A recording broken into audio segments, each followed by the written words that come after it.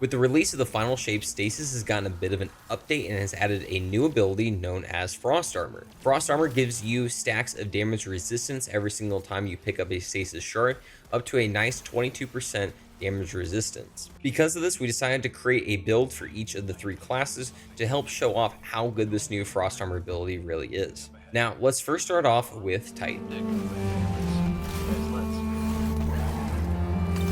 Now for Titan, this setup is going to be based around the Hoarfrost-Z exotic chest piece. This is going to turn your rally barricade into a stasis wall that is not only going to freeze targets, but is also going to give you benefits to your weapon reload speeds, stability, and range as well. I really enjoyed this for the fact that it's able to essentially create this just nice defensive wall for you that whenever enemies come up to it, they're going to freeze themselves. And you can also use offensively and shoot it to create a small little bomb in the middle of a segment of enemies. The main exotic weapon we're going to be using for this setup is going to be Salvation's Grip. It's really nice for the fact that you're able to create a nice little stasis pattern on the ground, and those regular shots of the grenade launcher are going to do more damage to stasis crystals and frozen targets.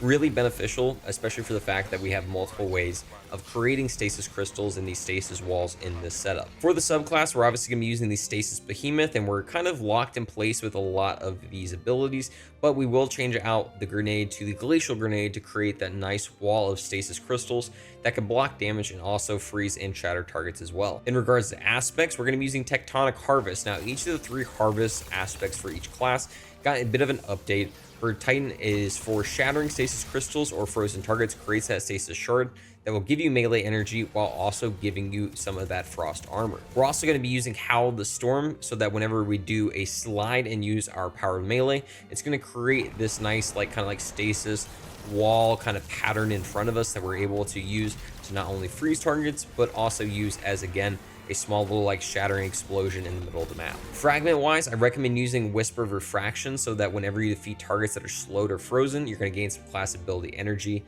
Obviously really solid for this setup where we're constantly trying to create that wall with our barricade. Whisper of Shards, whenever we shatter stasis crystals, it's going to increase our grenade recharge rate. So we obviously have multiple ways of creating that. So let's say we throw our glacial grenade out, we need it to recharge right then and there. We can use that sliding Howl the Storm.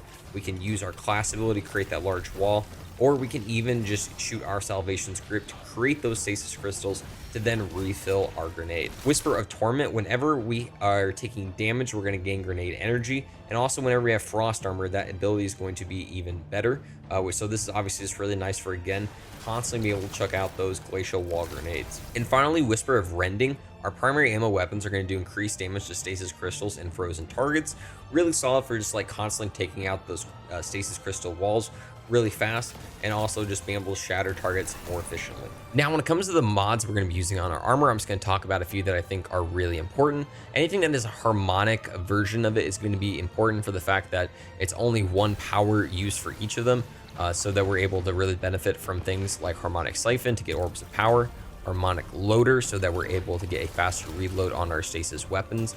Going down to our legs, I recommend things like Elemental Charge so that you're able to use those stasis crystals as armor charges for yourself that will then feed into things like your stasis weapon surge. Now let's swap on over to Warlock. Now for Warlock, we're going to be using the Osmiomancy gloves for this setup. This is going to give us another use of our Cold Snap grenade. It's going to recharge quicker whenever we do a direct impact, and the Seeker spawn from our Cold Snap is going to travel further. So this is just really nice for just constantly locking down the battlefield, having plenty of uses of that kind of creeping Cold Snap. Seeker is really nice for the fact that it's just, again, going to ensure that whenever we defeat one target, it's going to go and move on to the next one, and constantly just kind of keep up that chaining effect. The weapon we're going to be using for this setup is going to be the Wicked Implement. Its intrinsic trait, Creeping Attrition, rapidly landing precision hits causes targets to become slowed, is really solid for the fact that it's just able to just kind of constantly freeze targets and keep up that shattering effect. And also the Tithing Harvest, whenever we do that, stasis shards are going to be created, and they are also going to just seek immediately to us. Now this is nice because it's going to overflow and kind of refill our mag, but also for the fact it's going to give us just free stacks of that frost armor now. Do know you used to have to do the fishing activity to get this weapon, but now you can actually just go to the exotic vendor at the tower and purchase it.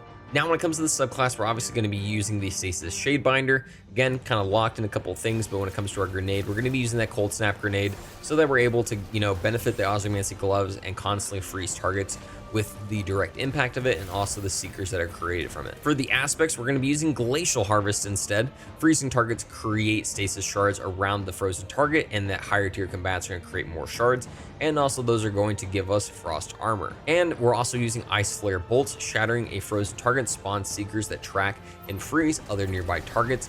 Really solid in combination, in my opinion, with those Cold Snap grenades. Obviously, you can use Bleak Watcher if you're wanting to use those little turrets that are going to freeze targets around the map.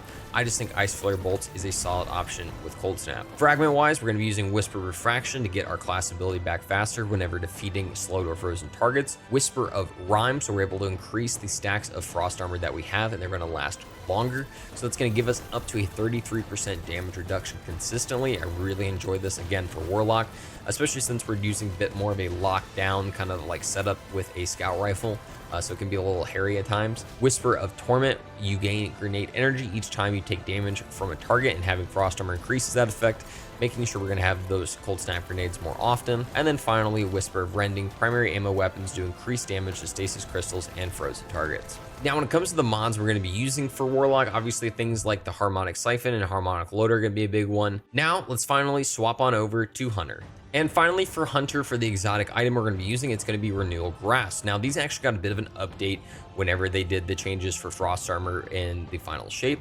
It now reads, Deaths of Dustfield, your Dustfield grenade having much larger effect radius, and allies inside the Dustfield grenade gain Frost Armor, and targets inside deal reduced damage. Now, what's really nice about the Frost Armor effect on this is the fact that it's just going to continuously give you frost armor while you're in it, so it's an easy way for you yourself to get it, but also for your allies. Again, it's just going to consistently apply to you as long as you were in there. And for the exotic weapon, we're not going to be using a stasis weapon. We're going to be using the Still Hunt. Now, you're able to get this from the wildcard mission whenever you finish the final shape campaign from Cade. What's really nice about this is essentially giving us that golden gun effect from the solar subclass, while we are on an entirely different subclass, Stasis, that is. So we're able to benefit from things like Silence and Squall as our super there, and then be able to benefit from golden gun effects with the Still Hunt. As long as you're getting precision hits and getting orbs of power with this, you're able to constantly keep up that high golden gun damage.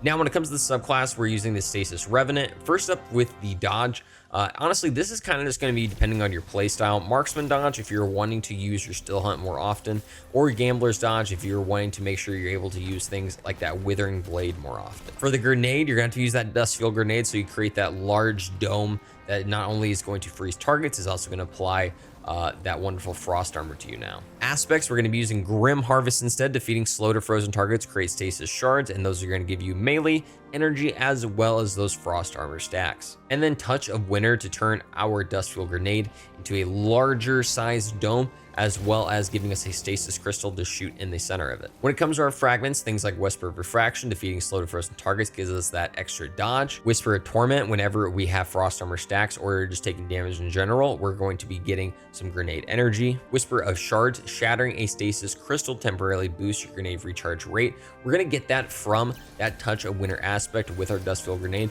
Also, I recommend just in general using a weapon with Headstone on this setup, so they're able to benefit from more of those stasis crystals. Whisper of Fissures increases the damage and size and burst of stasis when you destroy a stasis crystal or defeat a frozen target. Obviously, just great whenever we're consistently freezing targets. And then finally, again, Whisper of Rendering, that our primary ammo weapons do increase damage to stasis crystals and frozen targets. Again, looking at the mods and everything we're going to be using here, a quick thing to touch on.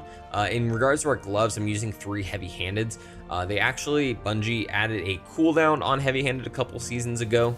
So whenever you only have 1 stack of it's 10 seconds. If you have 2 stacks, it is 5 seconds, and then 1 stack, it is 1 second to get that orb of power. So again, if you're somebody that's wanting to constantly use that Withering Blade and take out targets with that, this is a great option to have to constantly create orbs of power. Also, on our legs, we're going to be using Solar Weapon Surge instead of Stasis Weapon Surge, mainly so that we are able to give our Still Hunt a bit more of a boost, especially with that golden gun shot. For the artifact, and this is going to be for all 3 characters, things that I really recommend looking into as well, again, are going to be things like this Elemental Charge mod. It's going to turn the Elemental Charge into a 1 power rather than a 3. Creeping Chill, so that you're able to get that slow burst around targets whenever you defeat them with a stasis weapon. So obviously really solid for just any stasis build as is.